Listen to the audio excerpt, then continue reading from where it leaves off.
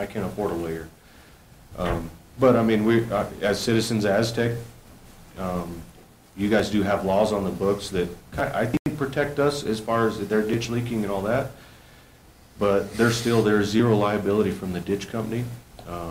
They're breaking city and county codes, and it doesn't feel like we're getting anywhere with them quick. Trying to get them to get their stuff together so they can do it correctly. And that's all we're asking. Hey, we're not stopping them from getting water to City of Farmington. This is City of Farmington's water, but we, as citizens, property owners, and water rights owners, we want to make sure that it's done right. Just because City of Farmington needs water, maybe their engineer needs to be on it, or City Aztec's engineer just, you know, digging 400 feet of ditch up and moving a ditch without even contacting the landowners and giving them a scope of work. It doesn't seem fair to me. Like I said, we are working with Steve. We're going to continue to be here and talk every time until we maybe not get what we want, but get some answers, because, like I said, we have not heard anything from the ditch company, and they still won't contact us, won't answer phone calls. Called the cops on us, but for harassment, well, we're on our own property, but that's a different story. But yeah, I just want to keep it in the forefront of everybody here, and keep seeing what we can do until we know what we can or can't do. It's not our purpose to have to pay for a lawyer and go through all that trouble. So I think that's all I got. Thank you, Mr. Boone. I appreciate it.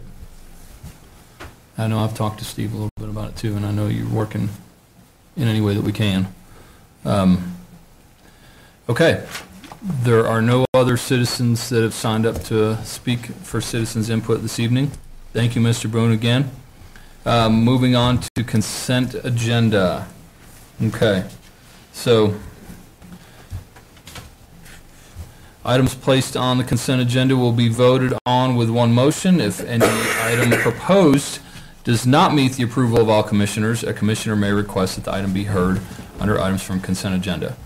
So I do understand that we do need to pull one of the items, item C, because there was just some language issues in there and some stuff that needed to be tweaked. It wasn't an issue with the agreement itself. It was just some of the language and the way it was worded needed to be pulled. So those of you that showed up for that, I apologize.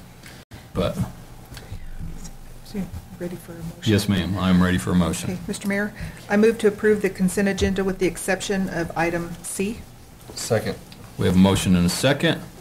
All those in favor signify by saying aye. Aye. Aye. Opposed, same sign. Okay. And on to business items. We have one business item. A, it's RFP 2019-672 Municipal Solid Waste Sewer. We've got to do consent items from consent. Oh, crap. I'm sorry. Oh, yeah. Jeez. So I kept feeling like I had voices. I'm like, no, that's just the ones in my head. Yeah. My apologies. So, item 11, items from consent agenda. Item C, Aztec Motocross Operation Agreement.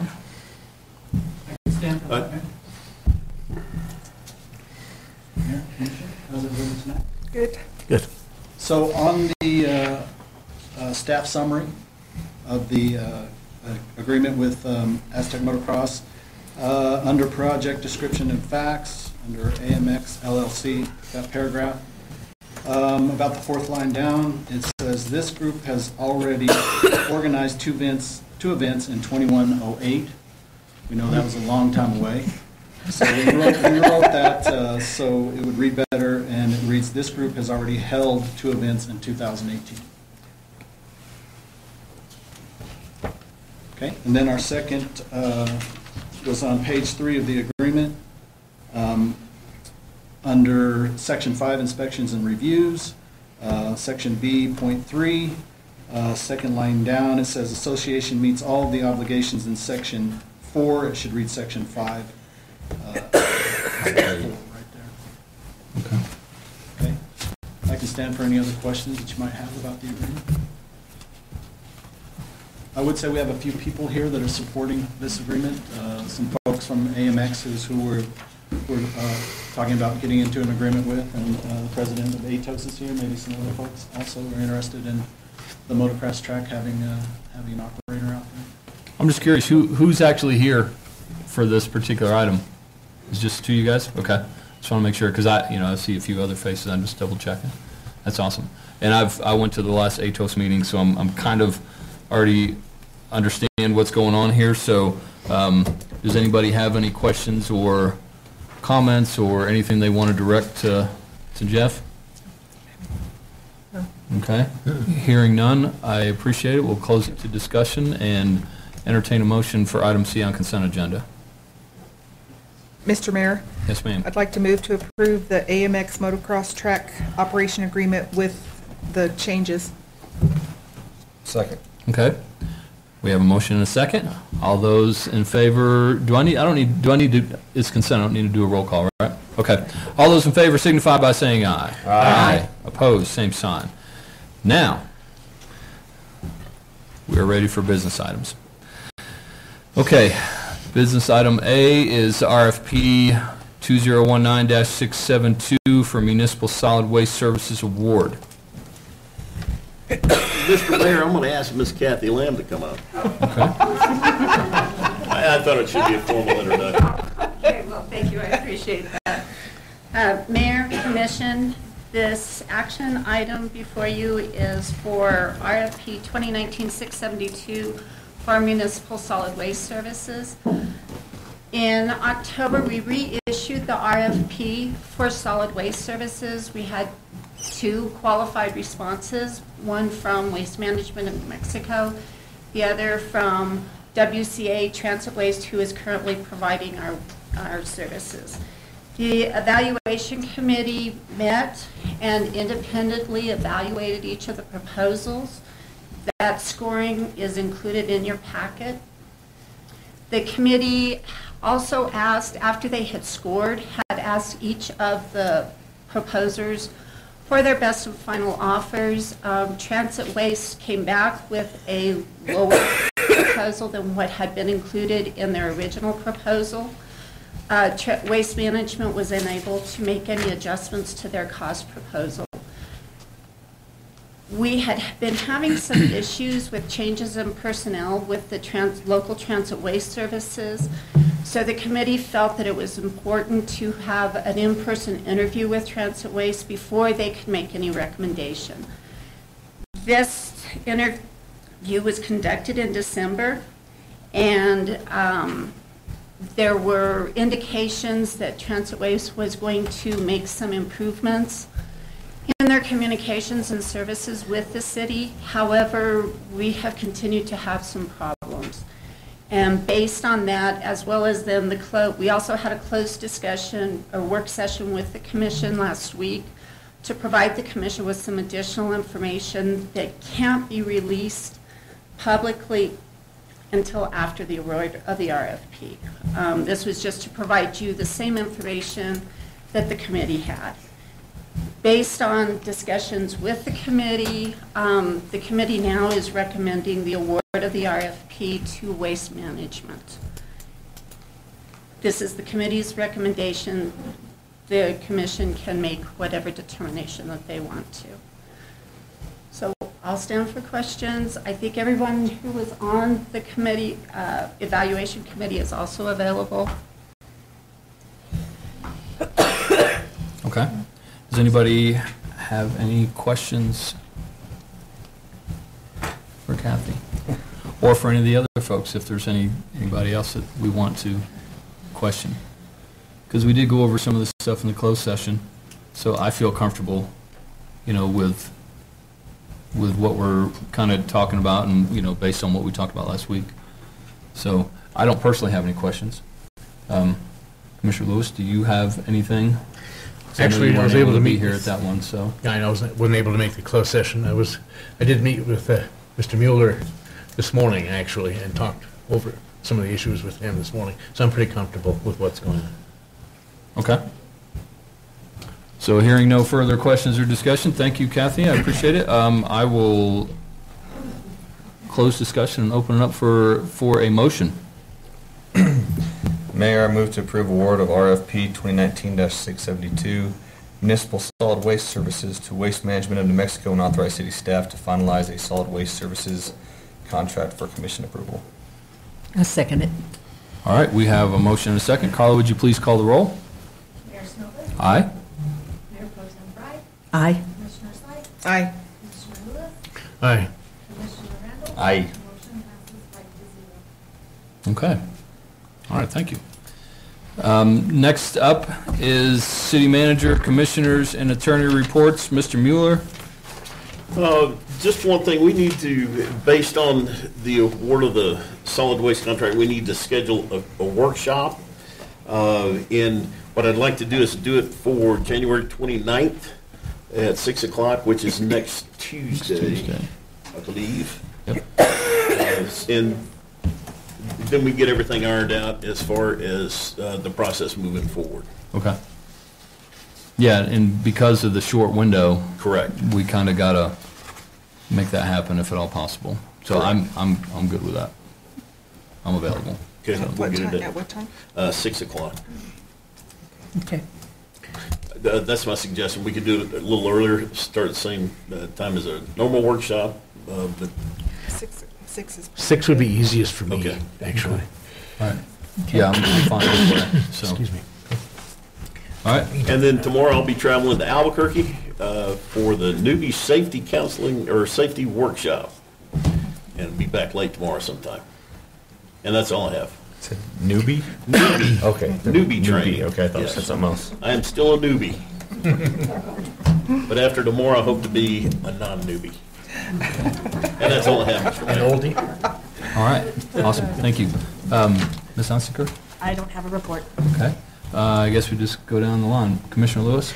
Actually, I do have a report. I was lucky enough to take part in the Martin Luther King Jr. Day of Service yesterday in Farmington, but amongst 200 other people, or more than 200 other people, from various and sundry organizations, including several from Aztec, which was great to see.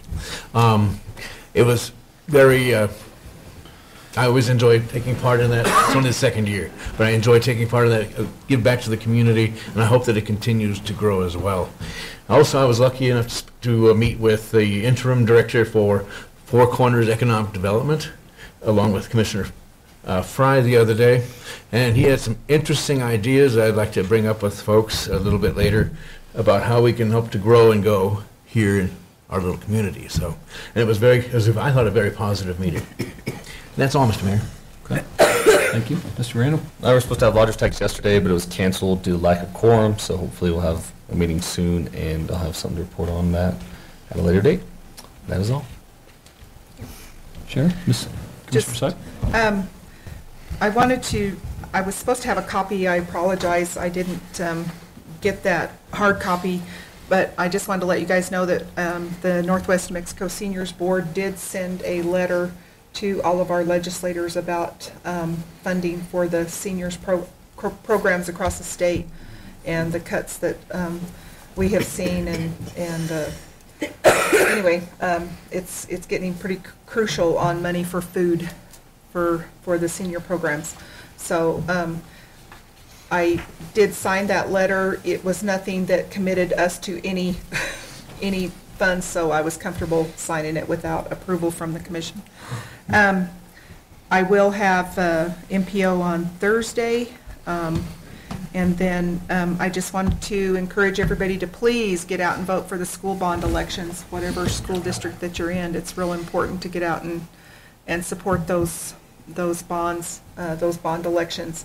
It goes to February 5th. This is this is the first all mail-out election with the new election code, and it's, I know our San Juan County Clerk's Office sent out 40,000 ballots, because it's Aztec, Greenfield, and Central Consolidated that are having bond elections this year. So I've been working on that, getting them back in. I think we've already processed 3,000 and almost 3,000 in 2 days, checking them back in. So anyway, just please vote on that. Mr. Mayor? Yes, ma'am. I would like to see what these young men that we have out here in the audience, what they're here for, or were you going to do that? No, I thought they were just trying to learn some civic involvement, and they wanted to check out a commission meeting. That's what all young kids are doing nowadays. Can you tell us? These four young men are homeschoolers wanting to see what city government is. So I was right. Yeah. So we're here checking it out. Awesome. That's awesome. Cool. Awesome. That is awesome. Great. Welcome, guys. Thank you. We're trying to get our own civics class in the high school to come out here, and we can't get them out here. So, yeah, That's great. congratulations. Yes, Thank you. yes. It's important And to learn that early on and to be Yes. involved in your community, whatever that looks like. So that's fantastic. And that's all I have. Thank you. Thank you. Mayor Pro Tem?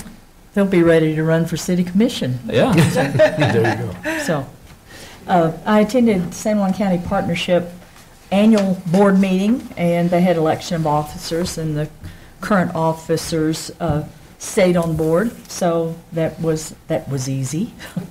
And they're preparing for the Creating Cultural Harmony Conference that we made I'm glad you said that. funds for them, and I do have some flyers if people are interested. It's going to be February 22nd. It's on a Friday from 8:30 to 4:30.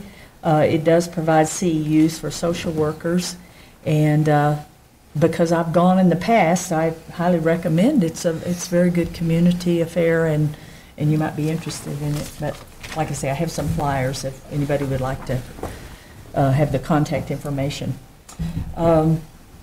The aforesaid meeting that Commissioner Lewis mentioned was interesting with the interim CEO, Arvin Trujillo, and they are in transition, and a CEO will be hired soon. So we'll be finding out our place in aforesaid and how we can work with them on economic development issues.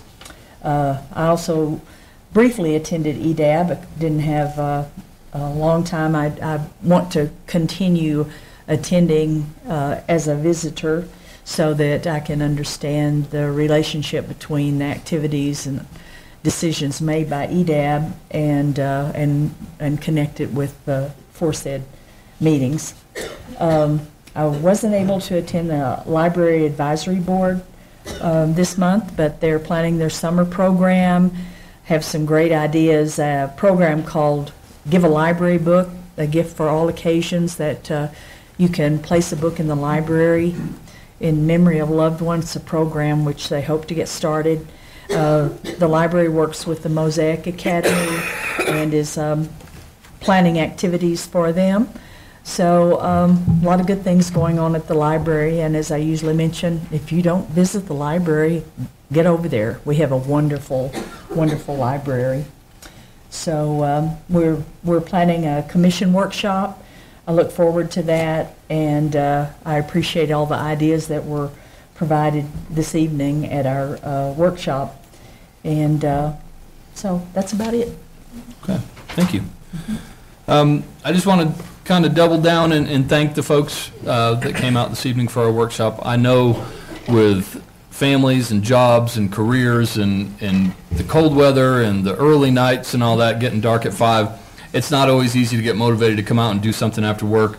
I do appreciate that we were able to get so many people at the table this evening, so thank you again. Just a couple of quick things and then we'll move on. I did attend the Airport Advisory Board yesterday, and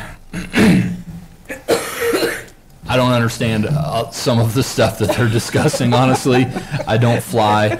I'm not a pilot, obviously.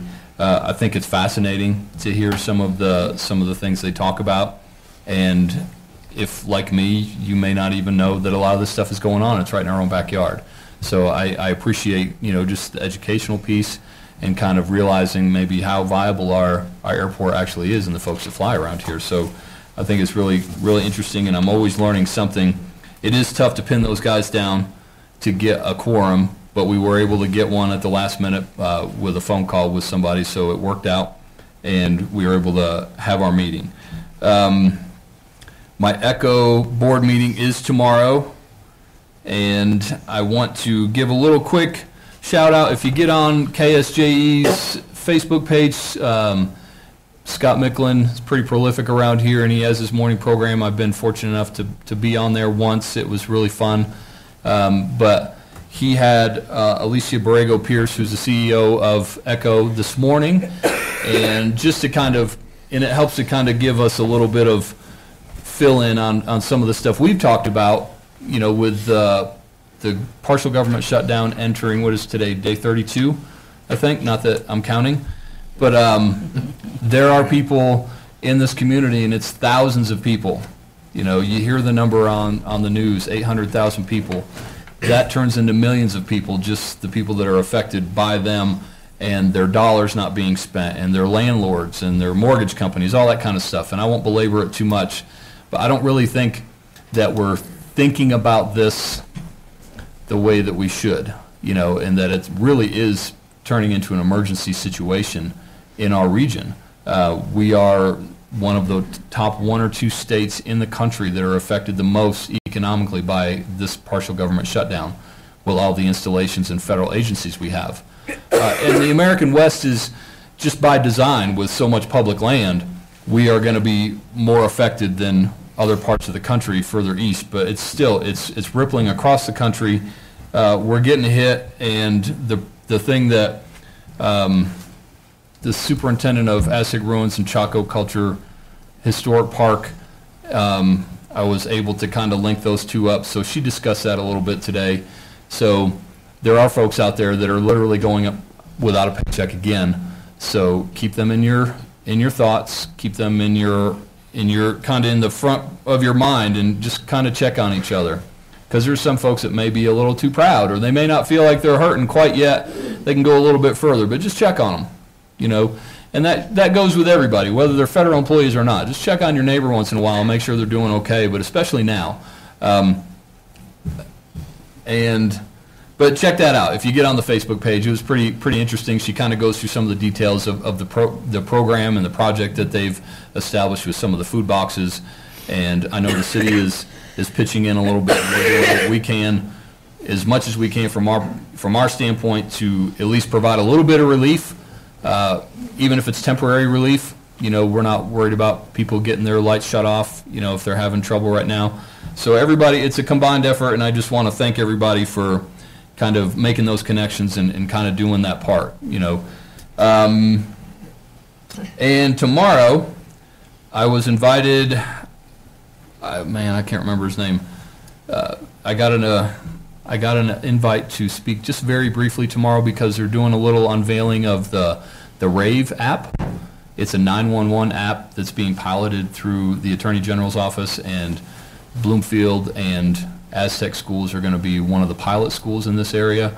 And it's going to be, I watched a short video on it today. It's about giving administrators and employees and teachers, in our case at the high school, another tool to get quick access to emergency services if we ever have another event, or even something not maybe quite as dire as what we experienced about a year ago. But it gives us an it's not a solution, you know, it's just one tool in the toolbox, along with some other things that are going on at the state level with red flag laws and things like that, that are important to kind of shift the conversation towards how can we prevent this from happening again, and move forward, you know, with some proactive, real-world applications that we can make as a community to hopefully never have to go through this again. But if we do, we'll be a little bit better prepared even than we were last time. So, yes. Talking about preventing violence, or maybe preventing sexual molestation in the high school?